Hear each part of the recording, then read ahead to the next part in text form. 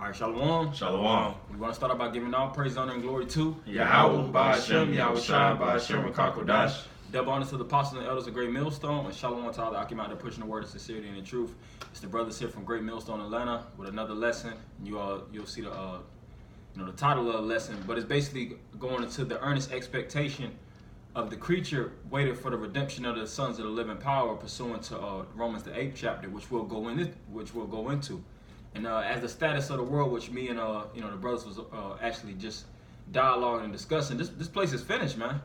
The world as you know it, not only Babylon the Great as we know as America, North, Central, and South America, the whole world from Canada to the African lands to the islands to the Asiatic lands, Europe, everything is in a state of mourning, from the people to the earth itself.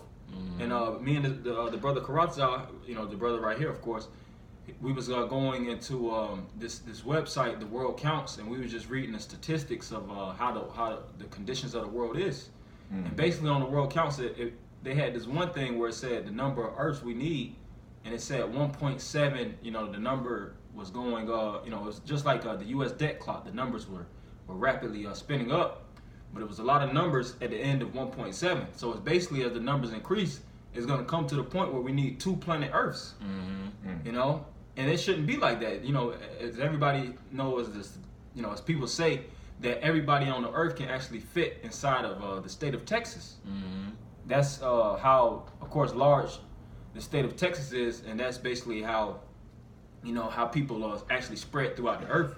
But constant mining of resources, constantly breaking down the earth, constantly putting plastic in the waterways, actually producing plastic, killing of animals, killing of people, poisoning of the air, the air follicles, which of course goes into poisoning of the people also. All these things are breaking down the planet Earth as we know it. That's right. So we're going to go into the scriptures and go to a few articles or go into an article or two, Lord willing. This is Romans 8:19. It says, "For the earnest expectation of the creature waiteth for the manifestation of the Son of the Most High." Of the Most High. Right, so it says the earnest expectation of the creature waited for the sons of the Most High. The sons of the Most High is YAHAWAH. When you read during the time of Adam had everything periodically set, so to speak. The Most High put Adam on earth to have harmony on earth and to name the animals and to basically rest amongst the animals.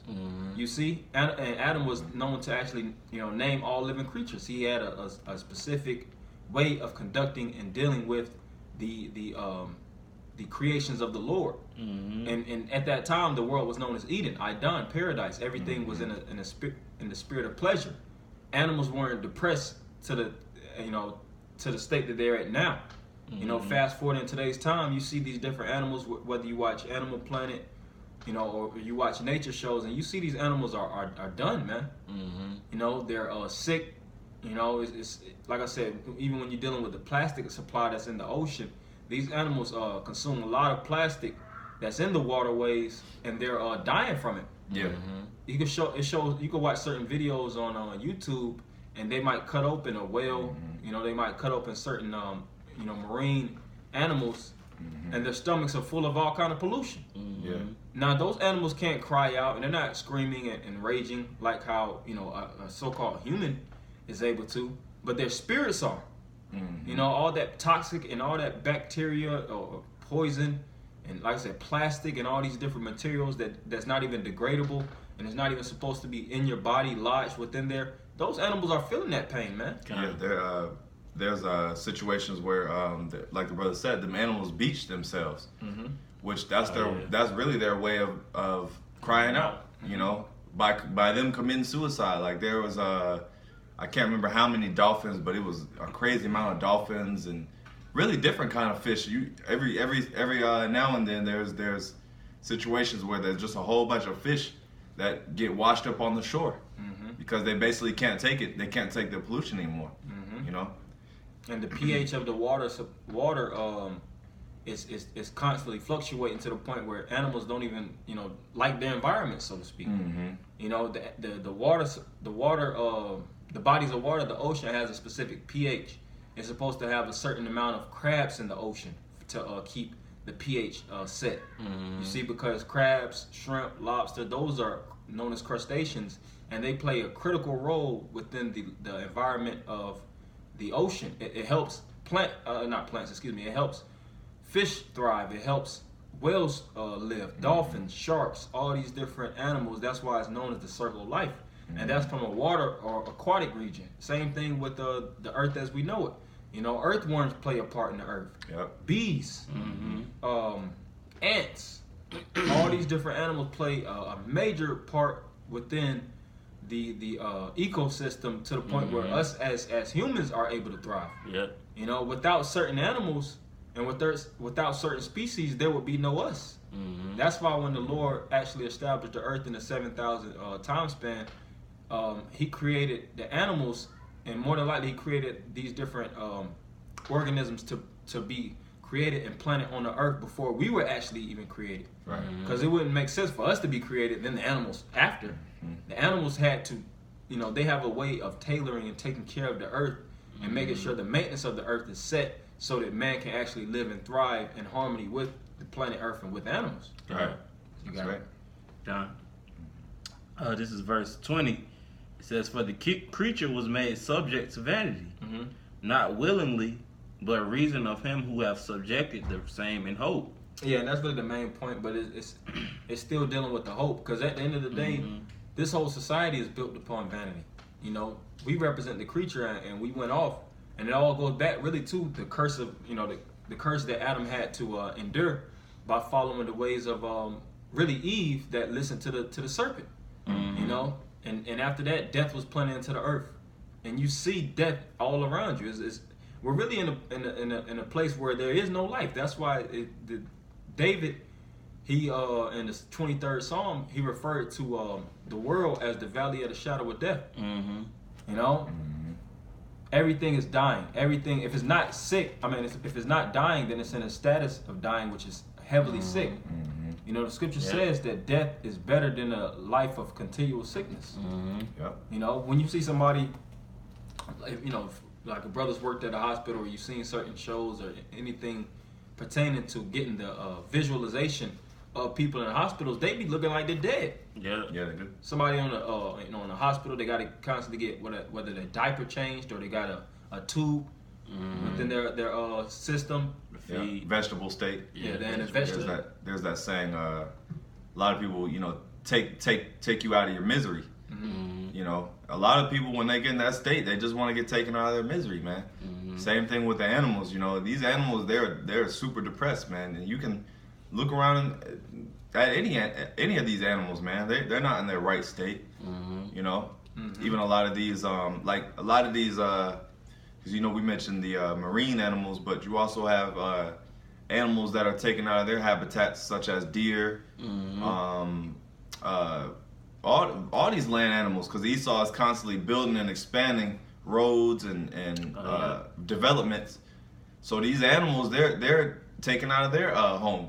You know, that article that with a website that we was looking at too said that it was only 26% of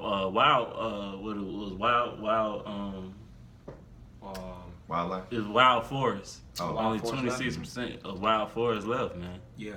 And that comes by way of deforestation, where Esau is constantly going to these lands, chopping down all the trees, and trees help the oxygen supply to Earth. What is that? They inhale carbon dioxide and I think produce oxygen, something to that. Yeah, that's right. And we do the exact opposite. So we work hand in hand, but Esau is going to these different lands and just chopping up all the trees. All for the sake of money. All for the sake of putting another neighborhood or apartment complex in. You know, all for the sake of putting amusement parks or a bar. You know, paper. Or, you know, just dumb things that are not even needed, or a stadium. You know, arena for a gladiatorial event or something. You know, to that effect. You know, but I got a precept. You got something? I got something real quick. Okay, you can bring it up. This 1 John 5 and 19. And we know that we are of the Most High, and the whole world lieth in wickedness. Yeah, so basically going into I mean, that just hits the nail on the head. You know, the earth is lying and wickedness, and just like the brothers went into how basically they're trying to say you need more than one earth to be able to sustain living. You know, which that's an issue. You know, now why does the earth lieth in wickedness? Is because of Job 9:24. The earth is given into the hand of the wicked. So, you know, like the scriptures also say, it is given to one that is unprofitable. You know, so Esau is unprofitable, man. You know, he doesn't take care of the earth. He doesn't, because he doesn't keep the laws. You know, he doesn't do any of these things, man. The land Sabbath. Yeah, the land Sabbath. Yeah. All these different things, you know. So who is to blame? And you know what's funny is the so-called white man, he loves to blame it on the people. Like, for instance, how, you know, maybe 10 or 15 years back, you had Bill Gates, I think. He was trying to basically start up this whole green movement and what they call it, what's that with the sun? Global warming. Global warming, yeah. You know, so they were over this whole green movement, but they were trying to basically blame it on the people and say that people are they consume too much. And, you know, the planet, you know, going to waste is the people's fault, which really is not. Because who is the one that produced these who's the producer? You got to look at who's the producer, which is the so-called white man. That's right. You know, it's a producer-consumer relationship, and Esau produces the minds of these people to think how they think. You know, that's why they're known as governments. Governments, in most cases, produce thoughts to the people. The word government means to rule over your mind, and they've taught the people to always be in a state of needfulness, to be in a state of dependence instead of thinking, I would say, independent. And knowing how to coexist with the different organisms around. Everybody has a mentality of, you know, smash and crush. Anything you see, if it's a deer that comes in your neighborhood, you know, somebody wants to shoot it down or get it out the area or anything, instead of, you know, actually realizing, you know, this might be the habitat of this animal. You know, most people want to kill it. You know, that's how. That's the initial reaction when you see something that's foreign. Say, for instance, it's a foreign bug in your household. The first reaction is to kill it, you know, and that's how people have been conditioned and taught to think. Because that's how Esau thinks. So when Esau even goes to these different lands, they just go and destroy. They're not looking to keep things safe. And if they do keep it and capture it, what do? They put it in a zoo. These different animals, which is zoos all over the place, man. There's zoos state by state. There's zoos all over the goddamn place. And we, you know, went to a zoo years ago. And you see those animals, they look dead. Yeah. It's not like they're actually having a good time, you know, actually exhilarating or exhorting their full force and pushing out their full energy. They're in a box, you know. It might look kind of large to you because it's bigger than your apartment or your house, you know, but it's a box to them. These animals, you know, look like right now, you know, we have a world map, and, you know, you have the Amazon region, you know, you look at these different parts from a bird's eye view on the different, you know, it'll show the geography of like South America, North America. You see nothing but trees. Though a lot of those lands was occupied by just animals, and a lot of those should be taken care of by animals. It's good for animals to have their environments because they take care of, like I said before, the land, certain greenery. Certain people would actually have, like the Gadites, they would have certain relationships with the animals. And they would know how to maneuver through certain villages or I would say certain forests to get certain plants. Right. You know, because the plants is going to thrive. The animals are going to make sure that these different things are not touched and they're taken care of. You see, everything was in balance. And they could leave and they would come back and it's still the plants or whatever type of you know, substance that they desire. Yep, it would constantly reproduce because all animals are playing off of each other, and they have a way of even killing each other to keep the harmony amongst themselves. So it's not too many of this, not too many predators, not too many prey. You see, everything was designed to work in its particular peculiar balance. But Esau, being the massive, you know, harbinger of death that he is, he just kills everything from predator to prey to organisms to species that actually are essential. You know, even to the point where he harms himself. Because that, just like that saying, you make your bed, you got lay in it. So the same world Esau has to live in the same world that he's destroying. Now, what sense does that make? Just like the brother said, how Gad will basically, refrain from certain areas because basically it's about sustaining. Now, are you willing to just destroy things, destroy something that can potentially bring you life forever, just for a couple dollars? Right. You know, that's how you know he's the devil. Yeah. You know, you got it. And I got this. Were you done with that? Yeah, I was done with that. Okay, yeah, and I have this article I wanted to go into.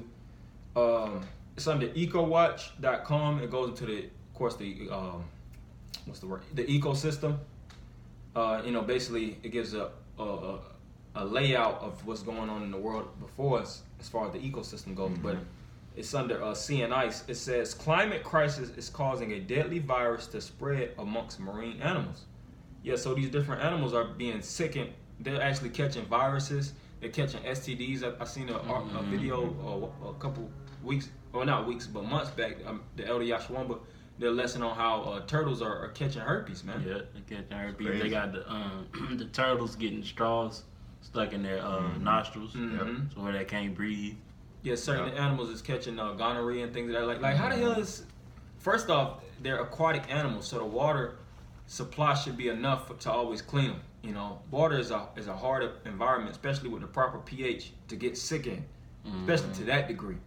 But how the hell is they catching these street diseases? Right. You know, sexually transmitted diseases that we know that was created in a laboratory. Because Esau's the poisonous food supplies and the things that he's actually,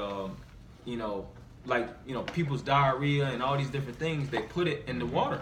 Condoms. Yeah. Oh yeah. We're gonna do a part 2.